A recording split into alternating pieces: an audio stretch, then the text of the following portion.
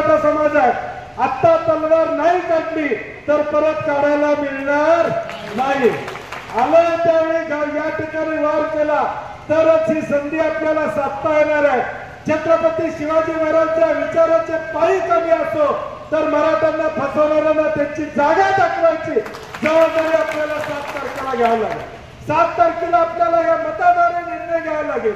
आम्ही जर बटन योग्य दाबलं नाही तर त्यांना वाटेल की आम्ही जे करतोय ते बरोबर आहे, मराठा आरक्षणामध्ये आम्ही जो काही खेळ खंडोबा केलेला आहे तो बरोबर आहे हे त्यांना वाटण्याची शक्यता नाकारता येत नाही।